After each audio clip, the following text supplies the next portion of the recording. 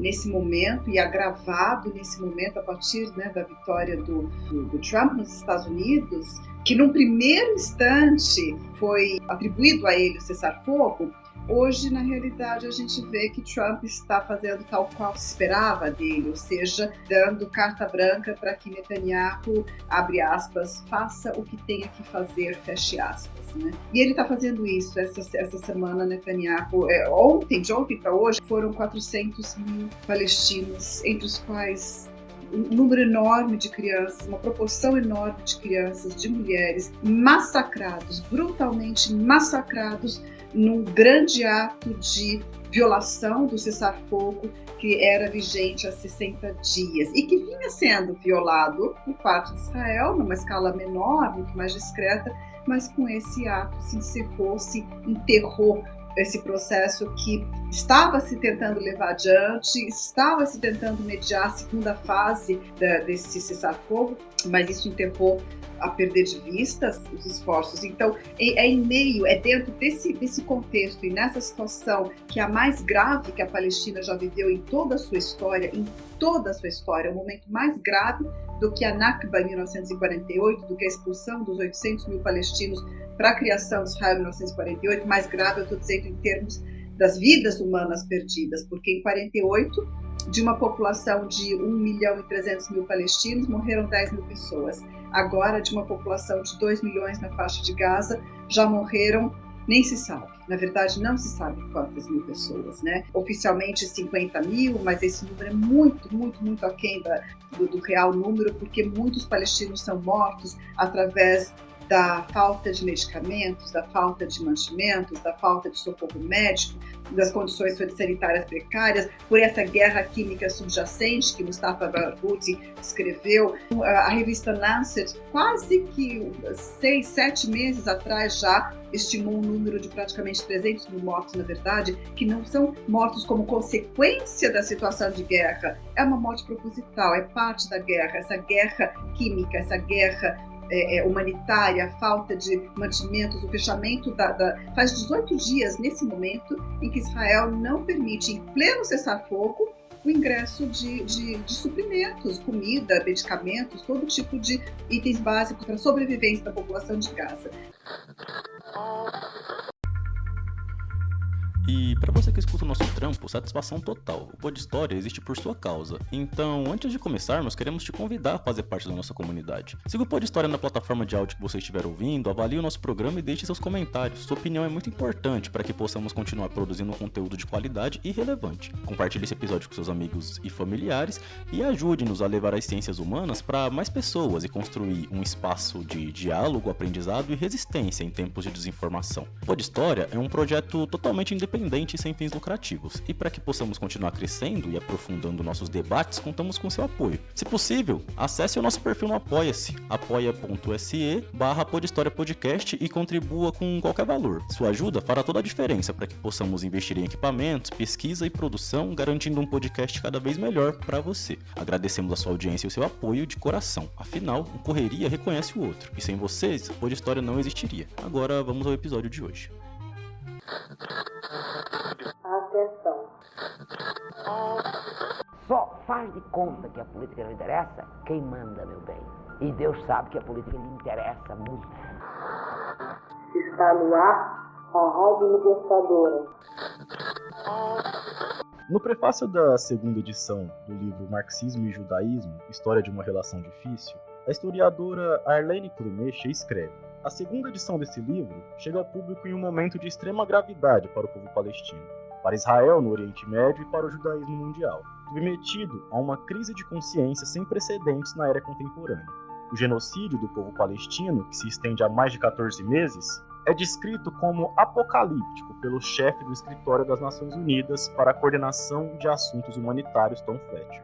Os ataques israelenses são ininterruptos, ocorrem com o conhecimento de todos, a cumplicidade das principais potências mundiais e o apoio explícito dos Estados Unidos. Assassinatos massivos executados com o emprego de inteligência artificial, tal qual o sistema Lavender, somam-se assassinatos dirigidos, executados por drones contra médicos, jornalistas, agricultores e cozinheiros, entre outros profissionais empenhados em tratar e alimentar a população. Para não mencionar os grotescos massacres da farinha e centenas de outros casos de ataques mortíferos contra pessoas em busca de alimento. A fome é criada de maneira proposital e utilizada como arma de guerra. Há uma escassez cruel de água potável, medicamentos e demais itens indispensáveis à vida. 90% da infraestrutura da faixa de Gaza foi destruída e o norte foi ocupado pelo exército israelense. A população não aguenta mais os sucessivos deslocamentos forçados. Mais de 2 milhões de pessoas estão desalojadas e simplesmente não há lugar seguro na faixa de Gaza. O meio ambiente está poluído por metais pesados, mas também pelo esgoto a céu aberto. O ar que se respira carrega o pó dos escombros e as partículas dos explosivos. Nas palavras do respeitado médico palestino Mustafa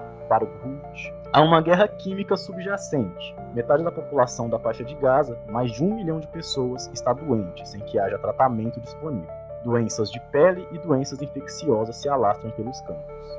Investigações independentes trazem pavorosas evidências de capturas, manutenção de pessoas em situação de degradação, violência sexual e tortura. Enquanto isso, soldados israelenses postam suas ações militares nas redes sociais, documentando seus crimes enquanto zombam dos palestinos em vídeos do TikTok. Como bem disse Edgar Morin, em O Mundo Moderno e a Questão Judaica, a relação israelo-palestina é muito simples, há um opressor e um oprimido. Mas ela é também extremamente complexa na medida em que o sionismo projeta no futuro o medo do passado. Através de uma cultura do medo, todas as políticas israelenses expansionistas de segregação e limpeza étnica, de massacre e genocídio são justificadas, e a oposição judaica interna é reprimida e silenciada. De fato, o Estado de Israel, que se auto-intitula representante dos judeus em todo o mundo. Mas será que é assim? Por que existe um extermínio em Gaza? O que significa sionismo? Qual a relação do marxismo com o judaísmo?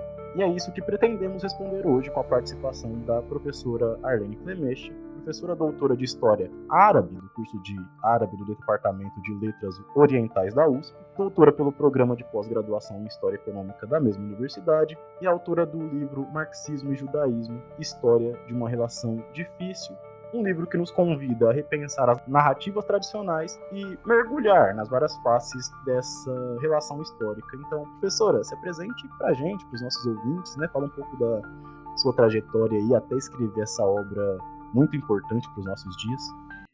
Marcos, muito obrigada pelo convite, é um prazer conversar com você. Bom, hoje eu sou diretora do Centro de Estudos Palestinos da Universidade de São Paulo. Esse centro foi criado em meio ao genocídio que está se perpetuando nesse momento e agravado nesse momento a partir, né, da vitória do Trump nos Estados Unidos, que num primeiro instante foi atribuído a ele o cessar-fogo.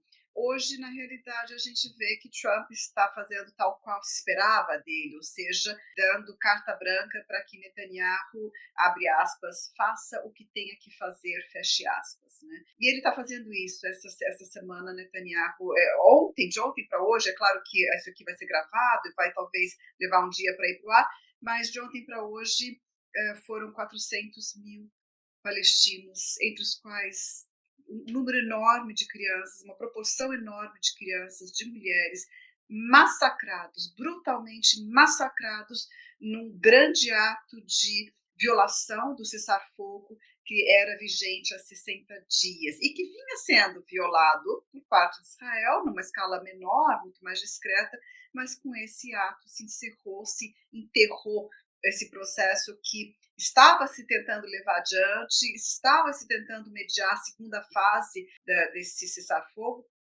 mas isso enterrou a perder de vista os esforços. Então, é dentro desse contexto e nessa situação que é a mais grave que a Palestina já viveu em toda a sua história, o momento mais grave do que a Nakba em 1948, do que a expulsão dos 800 mil palestinos para a criação de Israel em 1948, mais grave, eu estou dizendo em termos das vidas humanas perdidas, porque em 48, de uma população de 1.300.000 palestinos, morreram 10 mil pessoas. Agora, de uma população de 2 milhões na faixa de Gaza, já morreram Nem se sabe. Na verdade, não se sabe quantas mil pessoas, né?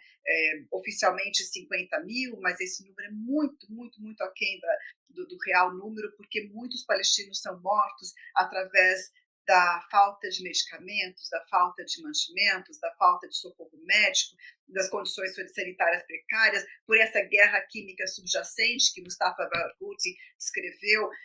Então, a revista Lancet, quase que 6, 7 meses atrás já, estimou um número de praticamente 300 mil mortos, na verdade, que não são mortos como consequência da situação de guerra, é uma morte proposital, é parte da guerra, essa guerra química, essa guerra humanitária, a falta de mantimentos, o fechamento faz 18 dias, nesse momento, em que Israel não permite, em pleno cessar-fogo, o ingresso de suprimentos, comida, medicamentos, todo tipo de itens básicos para a sobrevivência da população de Gaza. E emitiu essa semana, logo depois dos bombardeios, uma ordem de evacuação de praticamente, se você for somar os territórios assinalados para evacuação, segundo a ordem israelense, é quase a metade da faixa de Gaza, onde vivem dezenas de milhares de palestinos. Então, toda a faixa oeste da faixa de Gaza, o norte e o sul, essa ordem diz que os palestinos têm que evacuar. É absolutamente grotesco o que está acontecendo. Bom, dentro desse contexto é que a Universidade de São Paulo, e especificamente a Faculdade de Filosofia e Ciências Humanas, criou o Centro de Estudos Palestinos, que tem atuado para trazer informação, para realizar palestras, seminários e assim por diante, colocar em contato os pesquisadores que trabalham com esse assunto de forma acadêmica, científica, e é isso, né? Essa situação em que a gente se encontra. E justamente por conta dessa situação, professor, eu acredito que seja importante que a senhora talvez explique para mim e também para os ouvintes, para quem vai ouvir, o que diferencia a formação, vamos dizer assim, do processo do povo judeu, né, vamos dizer, numa certa origem, dessa formação agora em Israel, que as pessoas, principalmente a gente pode usar os termos das pessoas de direita mesmo, o elegem como o povo escolhido. Ontem eu até tive uma conversa com um professor da Federal do Pernambuco, e ele estava falando como que é interessante, como que a gente legitima o processo expansionista israelense, e essas mesmas pessoas que legitimam são as que negam, por exemplo, quando os povos originários nativos daqui, eles procuram demarcar seu território, entende? Fala que isso é ilegítimo, são os mesmos. Então o que diferencia o judaísmo histórico, né, o processo histórico de formação da população e do povo judeu, desse processo histórico de formação do Estado de Israel? Olha, são dois processos absolutamente diferentes. Um é milenar, né? Os judeus, eu não diria nem o povo judeu, porque existem diferentes grupos historicamente, né? Veja só, até o século XII, a maior população mundial de judeus esteve em terras árabes, vivendo em terras árabes. Aliás, diga-se de passagem, muito importante que se diga, sem sofrer perseguição. A partir do século XII, a concentração mundial de judeus passa para a Europa, e aí com perseguições, porque essa foi uma característica da Inquisição, uma característica de vários estados modernos europeus, um pouco depois, a perseguição ao judeu por ser judeu, né? O antissemitismo, ou seja, o ódio racial a partir do século XIX, o que antes seria também já existia perseguição, mas era um ódio religioso, depois passa a ser um ódio racial a partir do século XIX. Então, o antissemitismo teve diferentes características, motivos e contextos, mas ele foi muito mais característico da Europa do que das terras árabes. Não havia antissemitismo, na verdade, historicamente falando, nas terras árabes. Agora, voltando um pouco mais, né, João, porque você perguntou da formação dos judeus na época antiga. Né? Na época antiga, João, houve dois estados judeus na história antiga, o Estado de Israel e o Estado de Judá. Foram dois reinos antigos, próprios da antiguidade, que não foram exclusivos na sua ocupação daquele território. Aliás, ninguém sabe exatamente as fronteiras, onde é que estavam um e outro, mas grosso modo daquele território. Houve também ali cananeus, macabeus, arameus, e vários impérios também que dominaram essas terras, mas de todo esse povoamento da antiguidade, houve também um Estado antigo, um reino antigo de Israel e um reino antigo de Judá. O reino antigo de Israel foi destruído com exílio babilônico, neobabilônico, em 786 a.C., aproximadamente. Então, o Estado de Israel foi destruído com o exílio neobabilônico em 586 a.C., foi quando as elites judaicas de Israel foram transferidas para a Babilônia, as elites, porque os camponeses ficavam, né? Essas migrações forçadas de conquistas não afetavam tipicamente o campesinato. Eram as elites políticas que dirigiam, que eram afetadas. Então, esse exílio neobabilônico atingiu a elite. Por que isso é importante? Isso significa que permanecia um povoamento no campo, povoamento judaico no campo. Depois, o Estado de Judá, que já existia nessa época, continuou existindo e só foi destruído, e aí foi destruído definitivamente com a invasão romana. Né? Então, a partir do ano 70 até 130, 135 depois de Cristo, os romanos invadiram e finalmente destruíram, eliminaram a existência do Estado de Judá. Mais uma vez, elites que se dispersaram, camponeses que ficam, criadores de ovelhas e rebanhos e tal que ficam, eles não são exatamente afetados por essa situação. Mas é daí que vem a formação de levas, de diásporas judaicas. Mas não só daí, também as diásporas judaicas da antiguidade, elas também se oriundam de um processo de necessidade econômica e de comerciantes que viajam entre o Oriente Médio atual, essa região do Crescente Fértil, Babilônia e tal, até a Europa, que na época nem era chamada de Europa, mas o Império Romano, o Império Bizantino. Então, esses percursos, essas rotas comerciais, elas eram percorridas já por comerciantes judeus, com ou sem dispersão, com ou sem exílio neobabilônico, destruição de Judá pelos romanos. Tá? Então, a diáspora judaica ela é formada, historicamente falando, por uma combinação de fatores: exílios econômicos, dispersões de comerciantes, rotas comerciais e exílio forçado por motivos políticos de destruição dos antigos reinos de Israel e Judá. Daí vem a dispersão de judeus por regiões que futuramente vão ser conquistadas por árabes, ou seja, todo o norte da África, o Oriente Médio, a partir do ano 630, 640, vai ser conquistado pelos árabes, que não vão expulsar os judeus, que vão criar um sistema de harmonia na convivência judaico-cristã muçulmana. Tá?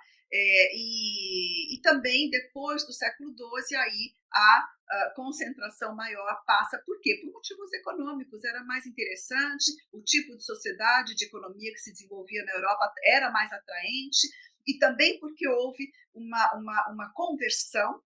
O reino Khazar inteiro se converteu na Europa do Leste, né? Digamos assim, Império Russo, grosso modo, pouco depois, se converteu ao judaísmo. Não é comum, né? O judaísmo não é uma religião de muita conversão, mas isso foi um caso de uma conversão grande, e isso foi mais uma origem da população judaica da Europa. Então, veja, está errado dizer que todos os judeus dispersos do mundo foram dispersos por causa da expulsão romana ou neobabilônica. A dispersão respondeu a diferentes motivos, inclusive conversões massivas ao judaísmo. E como houve conversão massiva ao judaísmo, isso também significa que nem todo judeu da Europa é alguém cuja família, centenas e centenas e centenas e centenas de anos antes, tenha saído do que hoje, ou do que no começo do século XX era a Palestina histórica, e de que depois foi dominada pelo imperialismo britânico, conquistada, colonizada pelo sionismo e criado o Estado de Israel. Tá?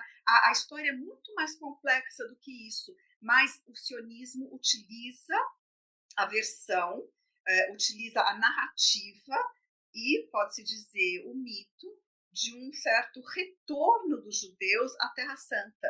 Esse retorno, mesmo que geneticamente falando pudesse ser comprovado, que não é, tanto que exame de DNA em Israel está proibido, é proibido fazer exame de DNA em Israel, justamente porque não há qualquer elo genético entre a região e os judeus que formam o Estado de Israel hoje. Tá? Mas mesmo que houvesse, você não pode justificar uma colonização moderna, uma migração no século XX, com a expulsão da população que está ali, que é a população palestina, com base num argumento de 2000 anos antes. João, na Conferência de Paz de Paris, após a Primeira Guerra Mundial, quando os estados vencedores da Europa se juntaram para determinar como que ia ser aquele pós-Primeira Guerra Mundial, como que ia estabelecer as bases da paz, discutiram o que fazer com o Oriente Médio, certo? Que era o início da colonização imperialista europeia, britânica e francesa, do Oriente Médio. Aí discutiram e os Estados Unidos apresentaram um relatório feito por 2 acadêmicos norte-americanos, e esse relatório dizia o seguinte, que a justificativa sionista de que o projeto sionista seria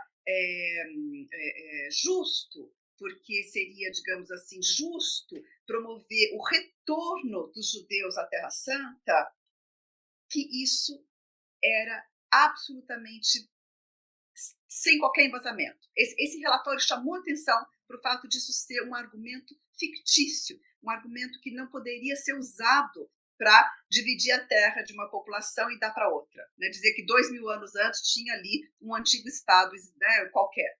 E você não pode expulsar pessoas da sua casa, que foi feito no século XX em relação aos palestinos e continua sendo feito até o dia de hoje, porque 2000 anos antes houve ali um estado X.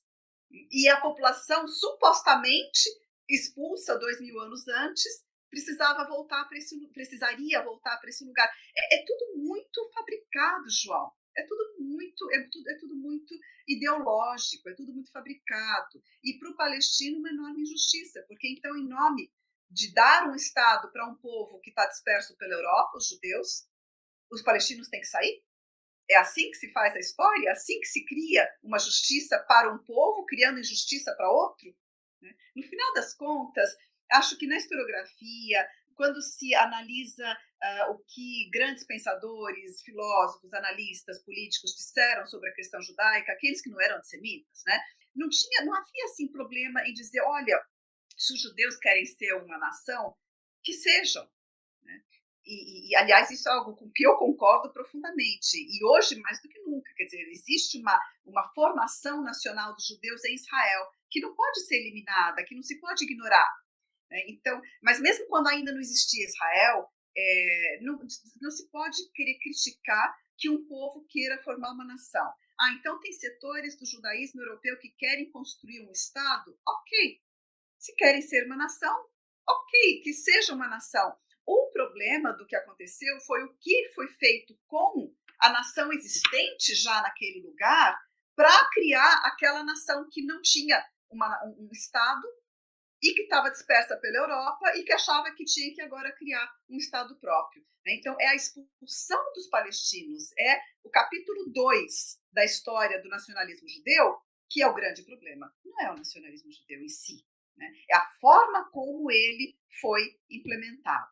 E eu queria que você explicasse nesse sentido, já que você fala muito, né, dessa fabricação, já que é uma fabricação, explica então o que é o sionismo, né? Porque muita gente confunde muitas vezes sionismo com o judaísmo, e muito menos o sionismo com o judaísmo histórico, né? Não se pode confundir.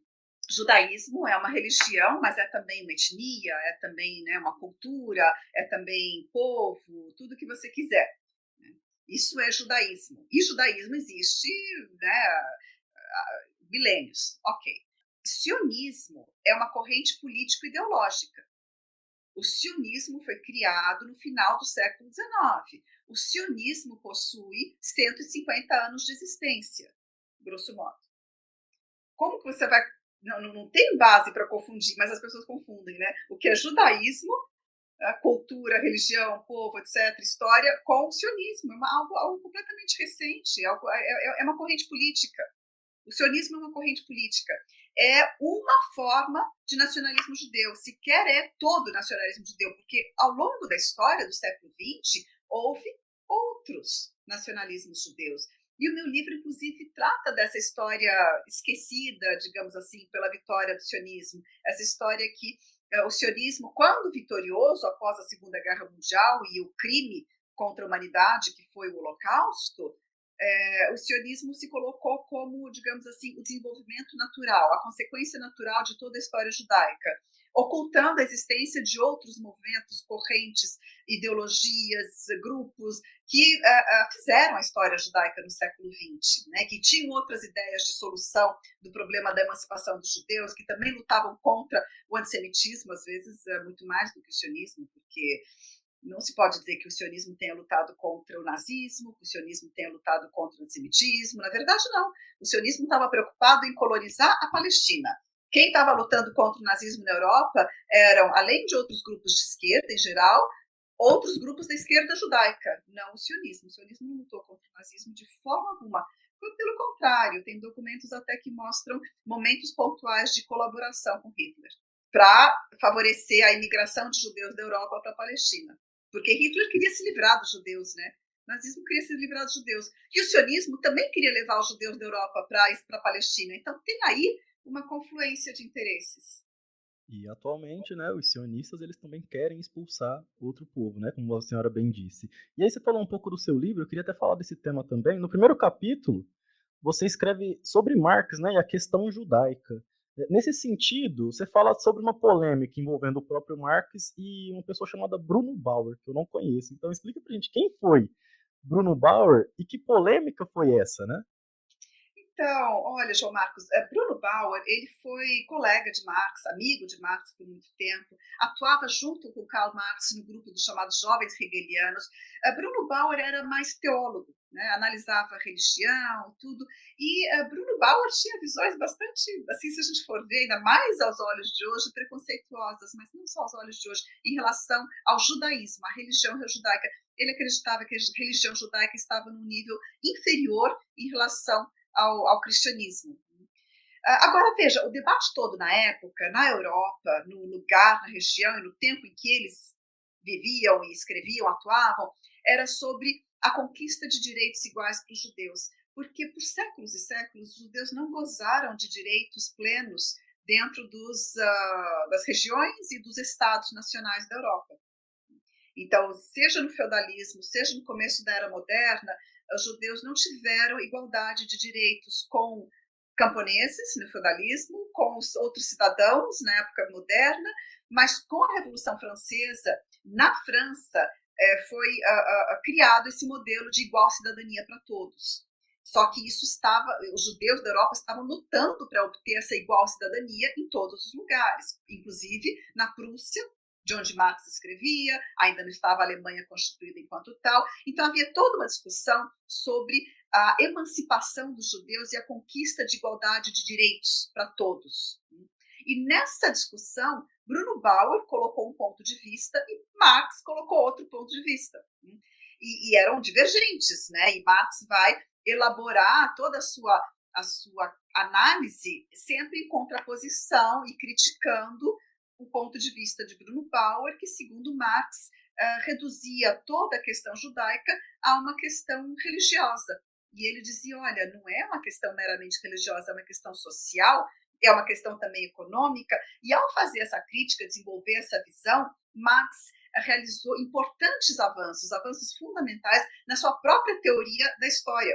Ou seja, não tanto na análise dos judeus, mas o marxismo se moldou bastante nesse momento, como em cada texto que Marx escreveu, mas foi um momento muito crucial esse de assentamento das bases do materialismo histórico, ou seja, da maneira marxista de olhar e de analisar a história, da ferramenta metodológica que vai permitir a Marx analisar a economia, inclusive, e escrever o Capital. É o materialismo histórico aplicado à política econômica que permite a Marx escrever o Capital. Então, esse momento foi muito importante em que ele analisou a questão judaica e, ao fazer isso, João Marcos, a leitura do que Marx produziu é reveladora. É muito reveladora porque ele demonstrou por que a perseguição aos judeus não ia terminar com essa emancipação política, com a conquista de igualdade de direitos. O antissemitismo não ia ser eliminado com a conquista de igualdade de direitos. A Revolução Francesa não seria capaz de eliminar o antissemitismo. Então, enquanto os próprios judeus estavam lutando por uma emancipação política, dizendo a gente precisa ser aceito como cidadão e ter todos os nossos direitos, Marx estava dizendo sim, precisam, mas isso não vai acabar com o antissemitismo. Para acabar com o antissemitismo, a gente precisa de uma emancipação que vá além. Para acabar com o racismo, a gente precisa da emancipação humana. Não é só uma emancipação política que fica na superfície das coisas, que é o que a gente tem hoje. Né? Hoje a gente tem direitos iguais, todo mundo vota, não vota?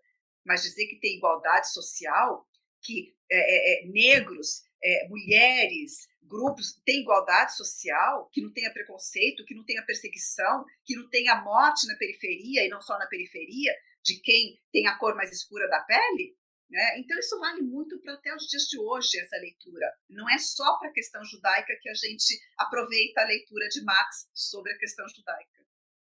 Justamente, professor. E quando você fala da questão do voto, né, entra muito essa questão, a gente percebe isso muito no governo Lula hoje em dia, porque a gente, ultimamente, parece que a gente vota em quem não se importa de fato, né, quem fala, olha, eu não gosto de você, e quem finge se importar, que fala, não, eu gosto de você, eu vou te ajudar, mas chega no fim, a política é muito parecida, não faz nada, assim, de relevante, de fato, para a classe trabalhadora.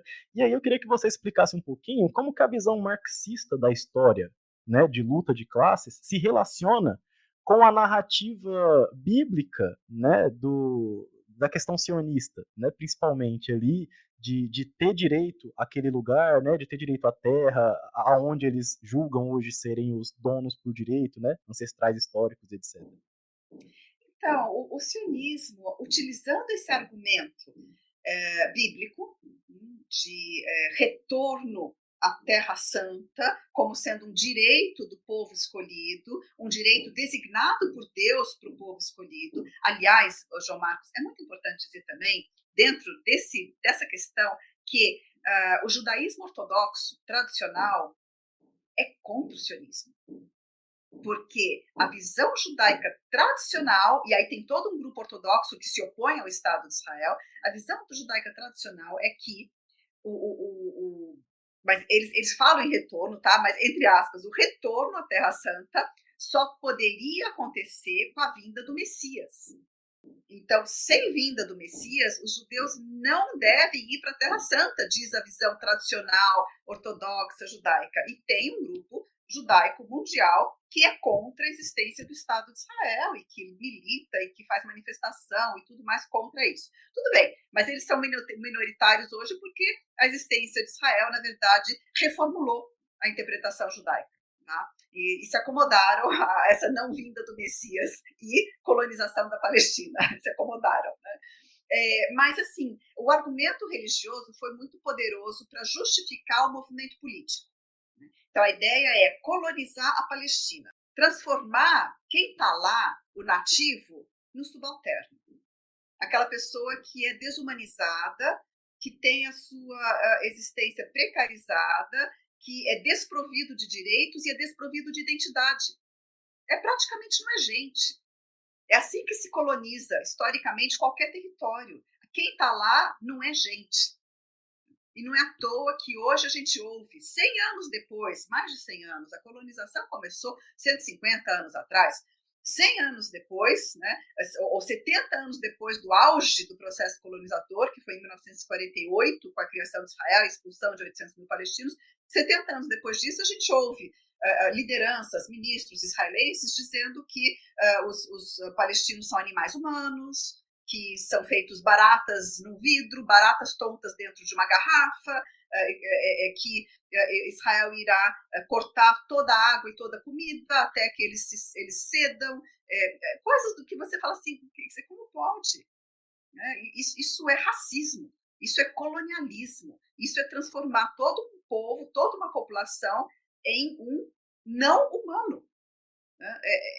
É racismo, é colonialismo. Então, é isso que, com o argumento bíblico, Israel, o sionismo e a criação de Israel fizeram com o palestino para facilitar, para justificar, para não ser criticado nesse processo, ou não tanto, né? Porque é claro que a opinião pública ao redor do mundo enxerga o que está acontecendo, mas também, ao mesmo tempo que muitos enxergam, outros são convencidos pelas narrativas contrárias, porque tem um forte processo de construção de narrativas para justificar isso. Mas o principal aspecto é isso, é a transformação do nativo no subalterno, no não povo, né, não pessoa, aqueles que não têm e que não deveriam ser considerados iguais para que esse processo e esse projeto possa suceder. Então, o palestino não é considerado pelo europeu, historicamente, como gente, e pelos Estados Unidos, pelo presidente dos Estados Unidos hoje. Não é gente.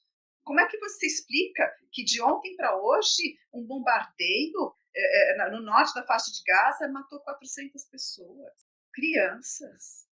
As imagens estão aí nas mídias sociais. E jornais como a CNN trata simplesmente como uma guerra ao Hamas, sabe? Hoje eu acordei para ir trabalhar e a notícia era justamente essa. Coincidentemente, quando eu liguei o jornal, né, tava lá na CNN passando e a notícia era essa. Porque, João Marcos, essa é uma atualização da ideia colonialista básica do nativo que não é ser humano de maneira completa. É a transformação desse nativo em terrorista. Então, já que não se pode dizer, não é gente a todo momento, né? Porque se diz, mas a todo momento, não, essa gente é terrorista. Então, a mesma Folha de São Paulo tem manchetes e pequenas manchetes, simplesmente chamando os terroristas. Né? Foi feito um ataque e os terroristas. E sequer, às vezes, se tem, mesmo quando se chama o Hamas de o grupo terrorista, por trás disso já tem essa preparação para o passo seguinte, que é para dizer os terroristas de maneira genérica. Né? Então, se passa de um grupo para a própria população, para o próprio palestino, tudo vira terrorista e com isso você pode eliminar, porque com terrorista não se negocia, né? Com terrorista não se senta à mesa, terrorista você elimina. Agora, o Estado que detém, né, a prerrogativa do uso da força, supostamente ele jamais é um Estado terrorista, mesmo quando explode pages nos bolsos e nas mãos e nos rostos de milhares de pessoas, melhor, centenas de pessoas, quase mil, no Líbano. Israel realizou um atentado com todas as características do atentado terrorista no sul do Líbano. As pessoas perderam mão, perderam olho, perderam órgãos com pages que explodiram no bolso. Do nada, pessoas que eram civis, muitas médicos, dizendo que era tudo gente do Hezbollah, tudo terrorista. Então, de repente, uma população pode ser terrorista, mas aquele que perpetua um ato desses, ou atos de bombardeios da população civil dessa forma, jamais é chamado de terrorista. Por quê? Porque a utilização do termo terrorista é política.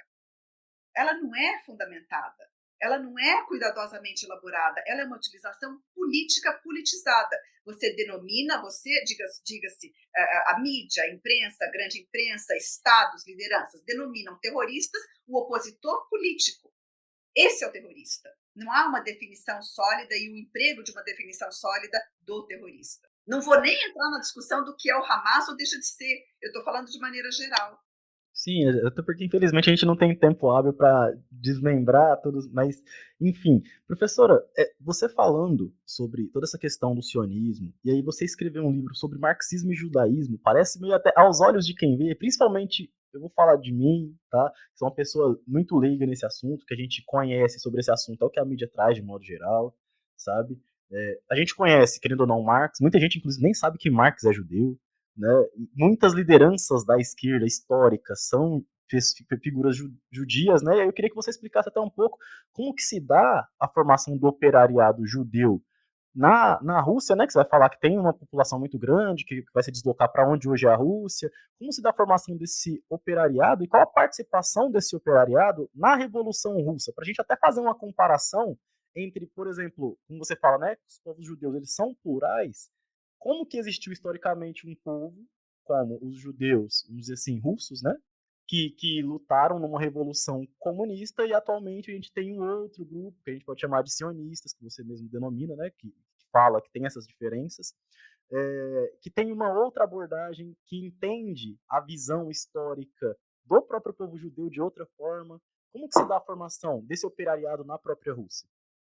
Então, na passagem do século XIX para o XX, a população judaica da Europa Oriental, na verdade, Império Czarista, né, era a faixa ocidental do Império Czarista, chamada Zona de Residência, que ia Lituânia, Letônia, Polônia, Bielorrússia, Ucrânia, pegava toda essa faixa, não toda a Polônia, mas boa parte dela, então pegava toda essa faixa. Essa população judaica chegou a 5 milhões de pessoas. Era muita gente.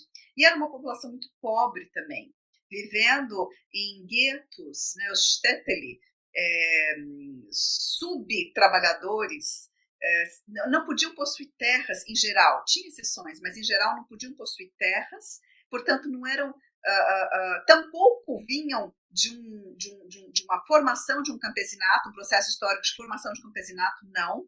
Então eram realmente intermediários, subtrabalhadores, uma população miserável, e que ainda por cima, quanto mais se avançava no tempo, chegando perto do século XIX para XX, mais aumentava a perseguição.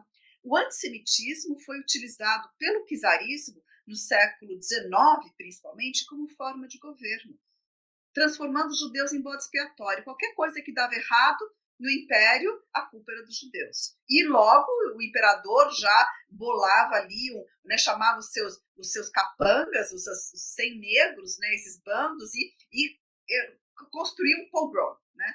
Preparava o terreno para um pogrom, aí a população camponesa ia atrás, achando que era isso mesmo, que os judeus eram culpados. Grandes fake news, né? Era fake news da época, o Império Russo foi craque nisso.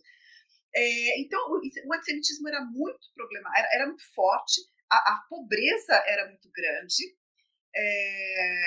e quando começou a se formar no final do século, segunda metade do século XIX, mas principalmente a partir da semi-emancipação dos servos, no final do século XIX, na Rússia czarista, é que se formou o proletariado de fábrica, né? De grandes fábricas que foram construídas nessa época. E é desse proletariado de fábrica que vai sair a Revolução Russa. Agora, os judeus, na verdade, eles sequer conseguiram se proletarizar, da mesma forma que o camponês russo se proletarizou. Mas ele tinha uma inserção em movimentos conjuntos, ele participava porque ele tinha um interesse pessoal muito forte nisso, né? Ele estava buscando se livrar, se emancipar de uma dupla opressão, a opressão do trabalhador e a opressão do racismo, do antissemitismo. Então, o engajamento deles foi muito grande no movimento revolucionário russo, muito grande. Eles formaram um partido próprio, que por um certo período foi maior que o partido russo que fez a Revolução Russa, depois não, depois o partido russo cresceu, né, o POSDR, o Partido Operário Social Democrata Russo, cresceu, dali saíram mencheviques, bolcheviques, e aí os judeus, além de terem a formação partidária própria, que era o Bund principalmente, e outros grupos menores, até mesmo sionistas de esquerda, pequenininhos comparados com o Bund, mas os judeus também integraram os grupos dos mencheviques e bolcheviques.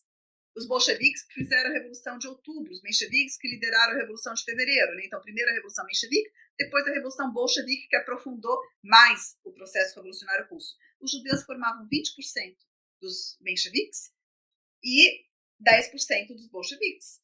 E eram coisa de 4% na população total. Então, você vê que a porcentagem deles na construção do processo revolucionário era maior do que a sua porcentagem na população, justamente porque a opressão que eles viviam era muito grande e o seu engajamento em tentar achar uma solução para essa opressão também era muito grande.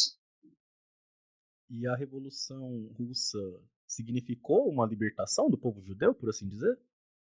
A Revolução Russa sofreu, primeiro, um processo contra-revolucionário. Então, ela teve enormes dificuldades para se estabelecer. Leon Trotsky, por exemplo, acreditava, e que era judeu também, e Trotsky, que também é analisado no livro, acreditava que a Revolução Russa tinha que se espalhar para a Europa e para o mundo, que ela jamais teria condições materiais de ter sucesso se ficasse restrita ao território da Rússia, né, enfim, da grande Rússia, digamos assim. Então, a história da Revolução Russa não foi nada simples, né?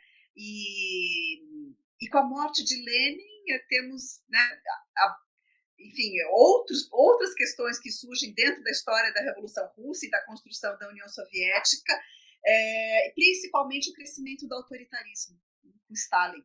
Autoritarismo, e aí com esse autoritarismo, veja só, João Marcos, Stalin vai começar a utilizar o tradicional, o histórico antissemitismo existente na Rússia, e que a Revolução não tinha tido sequer tempo de eliminar, apesar de que a Revolução lutou contra o antissemitismo, porque, inclusive, o antissemitismo era uma arma dos contra-revolucionários, do Exército Branco, né, contra a Revolução Russa, mas não conseguiu, né, no prazo de 10 anos, eliminar o antissemitismo. Isso não é possível, né?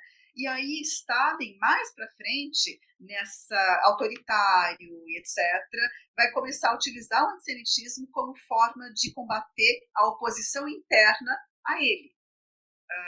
Mesmo depois de eliminado o Exército Branco, o processo contra-revolucionário, existe embates internos, tem a oposição de esquerda, né, que vai ser perseguida usando muito, né, esse argumento de que são para a população engolir melhor, né? Então eu não vou entrar em detalhes agora, no livro eu trato disso, é muito relevante a utilização desse antissemitismo por Stalin mais para frente, mas isso para dizer assim, não é nada simples. Depois Stalin, ao mesmo tempo em que está perseguindo opositores, e sempre que esse opositor é judeu, utilizando o antissemitismo para facilitar aos olhos da população a perseguição dessa pessoa, ele cria um Estado, né, uma república autônoma judaica na União Soviética, que existe até hoje, as pessoas não conhecem, é o Birobidzhan, e anuncia na época, a União Soviética resolveu a sua questão judaica, demos um território para os judeus, que é o Birobidzhan. Era uma farsa, era um território lá na fronteira com a Mongólia, inóspita, utilizaram os judeus para povoar um território que estava precisando proteger, né, na fronteira da União Soviética. Também antes disso, foram criadas formas de autonomia nacional cultural que o Partido Judaico, mas isso antes, na verdade, da época de Stalin, digamos assim, então foram contempladas demandas que eram demandas judaicas, mas resolver a questão judaica não se resolve num Estado só. E jamais a revolução restrita à União Soviética resolveria a questão judaica mesmo, né? Mas isso tudo está lá, né? Está no livro, chamo vocês a lerem. Professora, no livro é citado uma outra pessoa que é chamada Abraham Leon. Você dedicou um capítulo para falar sobre, né, o Abraham Leon. Quem foi ele e o que significa, que eu percebi que você escreveu lá também, o conceito não é seu, mas o que significa esse judeu real que ele vai tratar? Ele está fazendo uma distinção entre o judaísmo religião e o judeu na vida real, ou seja, o judeu enquanto ser social, econômico, inserido na sociedade, né? Então não é o judeu ideal, que é o judaísmo ideal, religião, aquele do plano das ideias e da ideologia, mas o judeu na sua inserção socioeconômica, na época.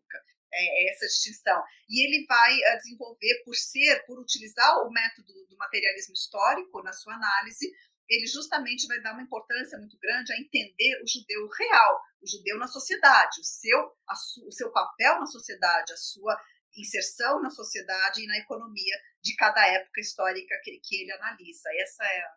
Esse é o ponto.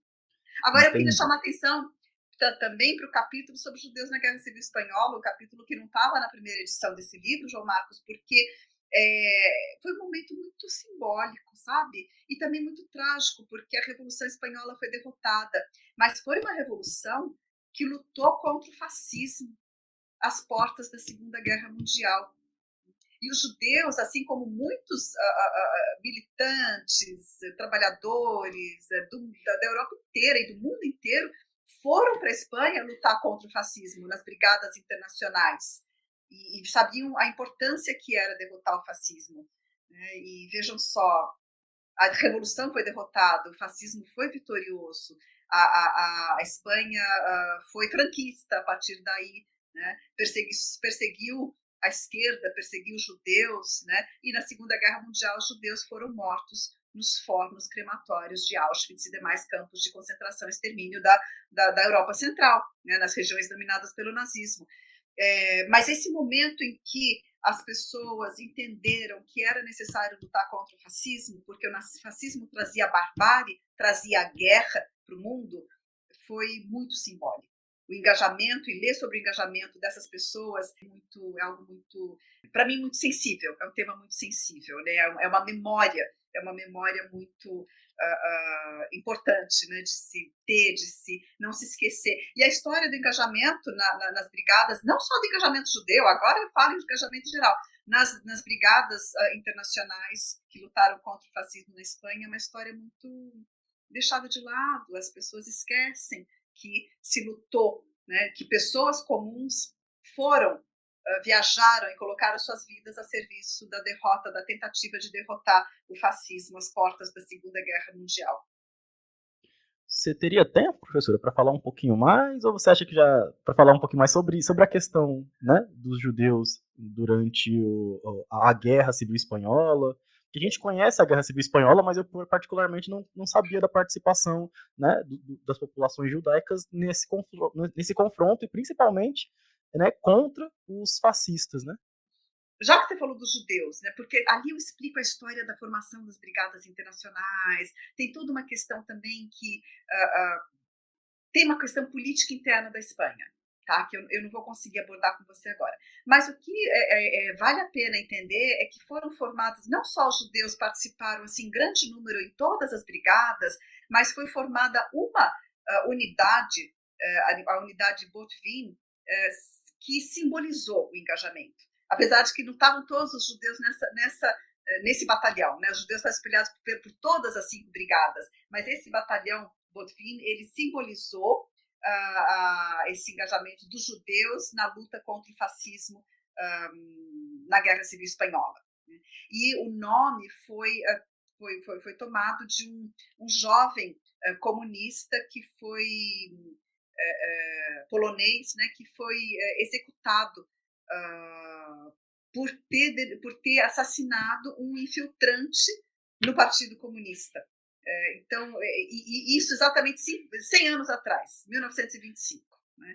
Então, posso dizer assim que a gente esse ano celebra a vida, né? no momento em que se marca 100 anos desse jovem comunista que encontrou e combateu, né, a inserção de um fascista nas fileiras do comunismo do seu país.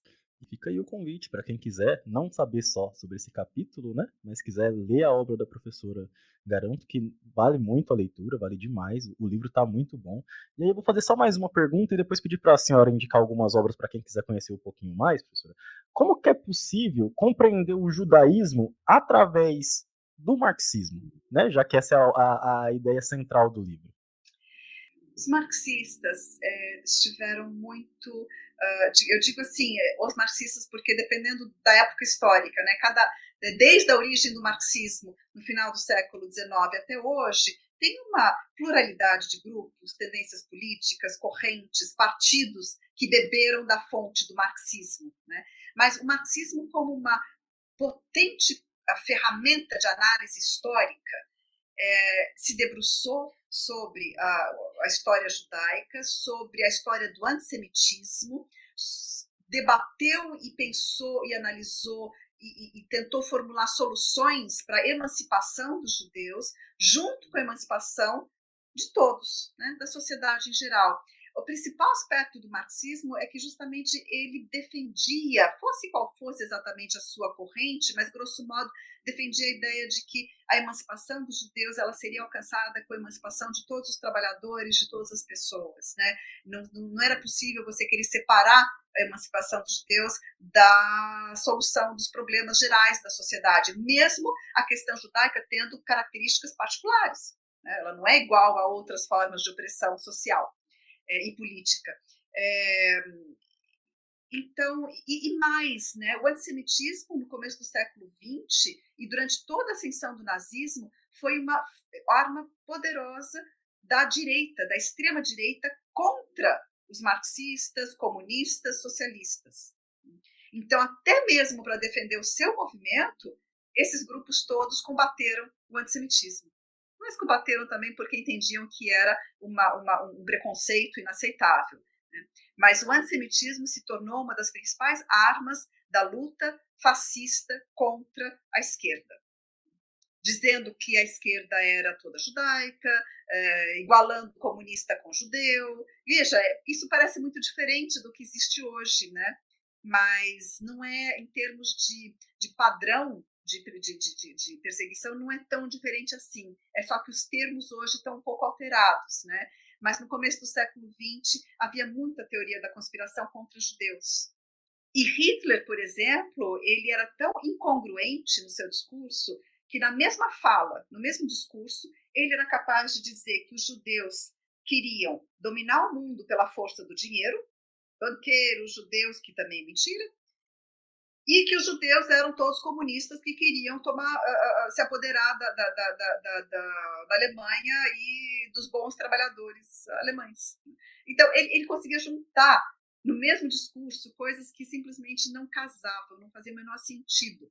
Né? Mas a extrema-direita nunca se preocupou em ser lógica, né? Ela não tem problema com a contradição no que ela está dizendo. E a gente vê isso hoje na extrema-direita. Parece que ela não tem problema em juntar coisas absolutamente contraditórias. Dizer que, como no nazismo, os judeus são comunistas, os judeus são banqueiros. E ponha no mesmo discurso, sem nenhum problema. Porque era tudo propaganda. Aí tá, é tudo propaganda. E se é propaganda, não tem que fazer sentido mesmo. E conseguia convencer as populações porque mexia com os medos, né? Mexia com o medo da pessoa, o medo do comunismo, o medo dos bancos. Né? E mexia com estereótipos antigos, né, do judeu banqueiro, mas tem um estereótipo falso antigo. O judeu comunista é um estereótipo falso moderno.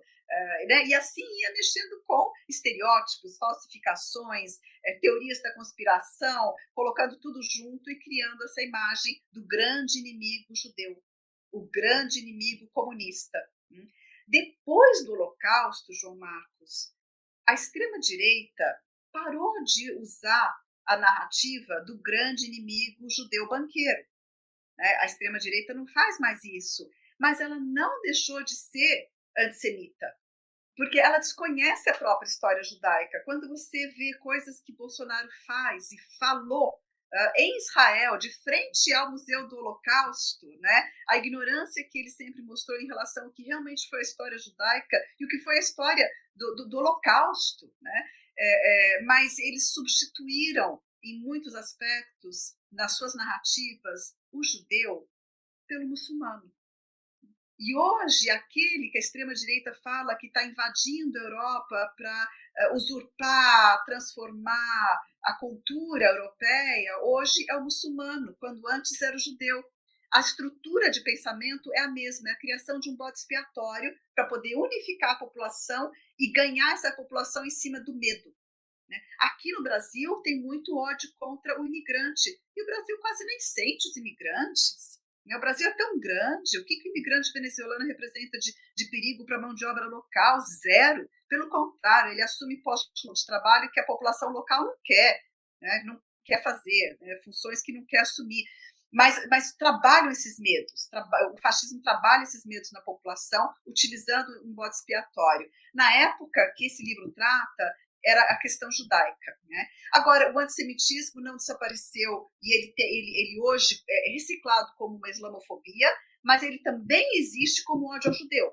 Não deixou de existir como ódio ao judeu. E o antissemitismo contra o judeu, especificamente, ele ainda existe, é menos forte do que era antes do Holocausto, mas ele existe.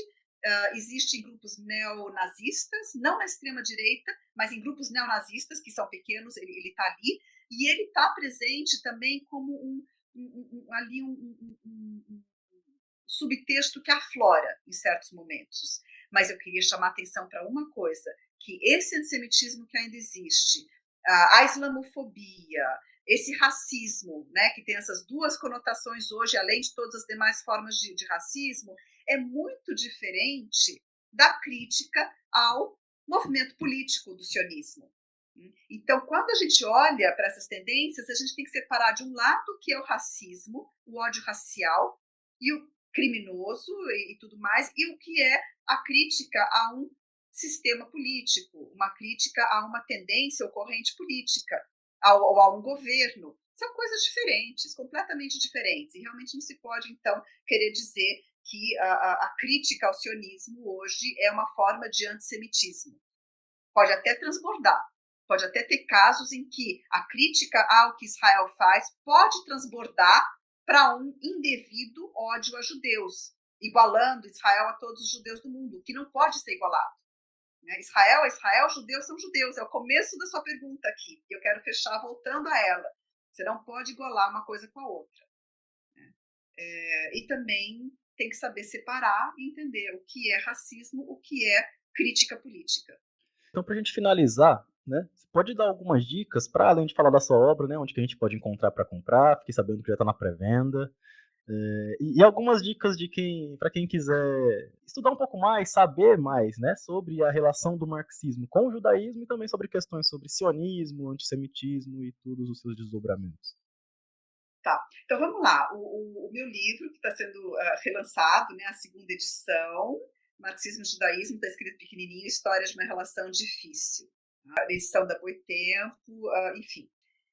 Sim, está em pré-venda, então, para comprar no momento, só assinando o Clube do Livro, que aí você recebe, pelo preço de capa do livro, recebe outras coisas também no pacote, né? E daqui a talvez, não sei, 15, 2 semanas, não sei exatamente, o livro deve já começar a ir para as livrarias ou ser aberta à venda no site da Boitempo. Depois, veja, a gente pensa, João Marcos, que a história do Holocausto, né, desse crime contra a humanidade que foi o assassinato de até 6 milhões de judeus, junto com comunistas, ciganos, testemunhas de Jeová, doentes mentais e assim por diante, pelo nazismo, a gente pensa que não tem nada a ver com o que está acontecendo hoje na Palestina, e na verdade tem continuidades, né, que são muito claras quando a gente pensa em termos de ultranacionalismo, imperialismo, colonialismo, né? Então, são genocídios que estão acontecendo, o genocídio judeu que teve as suas características específicas e o genocídio palestino que tem outras características, mas que também é um genocídio que está acontecendo hoje, que é atroz e está acontecendo debaixo dos nossos olhos, né? Eu costumo inserir isso tudo no mesmo olhar, né? Não são duas histórias diferentes, são momentos singulares, mas esse olhar da história contemporânea. E, portanto, eu gostaria de sugerir leituras, além da questão judaica, da questão palestina. Por exemplo, tem um livro que foi traduzido recentemente, se chama, do autor Rashid Khalidi, dos grandes historiadores palestinos. Esse livro foi traduzido como A Guerra de 100 Anos pela Palestina. Eu não sei exatamente como está a tradução em português, e ele desenvolve exatamente isso, uma história de 100 anos da Palestina, uma construção de um processo de expulsão do palestino da sua terra que nunca parou até hoje, né? É contínuo, foi contínuo. Outro livro que trata do momento auge da expulsão dos palestinos, que foi 48, e as décadas precedentes que prepararam 48, que também está traduzido a português, é o livro do Ilan Pape, que se chama A Limpeza Étnica da Palestina. Também está em português. São dois autores, com esses dois. E depois tem também Nur Masalha, que virá ao Brasil, que vai fazer uma palestra na USP, dia 8 de maio, às 6 da tarde, lá na USP. E o livro dele se chama Os 4.000 anos de história palestina. Aí já é uma abordagem mais longa, voltando para o passado milenar, para mostrar como que a Palestina sempre foi uma terra de multiculturalidade e convivência. Antes da colonização, expulsão dos palestinos, essa coisa maluca que está acontecendo do século XX para o século XXI, que foi sempre um local de multiculturalidade, né, de muitos povoamentos, de várias religiões, de convivência entre elas, né? Não tinha essa história. Então, com esses, acho que seriam assim, as principais recomendações que eu faço. Tá certo então, professor, eu vou deixar você ir. Eu tinha muito mais perguntas, mas acho que já tá ótimo para a gente ter pelo menos uma introdução, tá? Muito obrigado pelo seu tempo, pela participação. Sucesso para você, para o seu livro. Vamos aí torcer pelo povo palestino, né? Orar, rezar, seja a oração que você faça, e também pelo povo judeu, né? Para que não sofra mais também com esses conflitos. Muito obrigada, João. E eu queria dizer, sim, queria chamar as pessoas a lerem o meu livro, seja pelo interesse pela história judaica, ou pelo interesse em entender como que funciona, como que funcionou o racismo em relação a essa população, né? Porque se aplica a outras, né? Então são processos históricos que nos ajudam a entender, inclusive o dia de hoje. Essa história que eu trato, que vai do final do século XIX ao começo do século XXI nesse livro. Mas a repetição dos padrões de perseguição, preconceito e luta contra a perseguição e preconceito, que tudo isso é tratado no livro, são padrões que se repetem e são reflexões que a gente pode fazer do hoje em relação àquela época. E eu vou ficar muito contente com todos que se interessarem por esse livro, muito honrada, inclusive. Eu já vou continuar a leitura, porque já adianto que eu já tenho a versão, eu não lembro, acho que a Marina me mandou uma cópia, né, da versão preliminar, aí eu li para poder fazer o parte do roteiro do episódio, então vai estar fantástico, vale demais a leitura, e muito obrigado, viu, professor? Obrigada, Marcos. Eu é que Obrigada. agradeço, professora. Tchau, Tchau. tchau. Gostou do episódio? Siga, avalie e compartilhe nosso trampo. Seu apoio é fundamental para continuarmos produzindo um podcast independente e de qualidade para você. Acesse o nosso perfil no Apoia-se, no apoia-se.se/podhistoriapodcast, no link da descrição, e faça parte da nossa comunidade. Um forte abraço para vocês e até a semana que vem.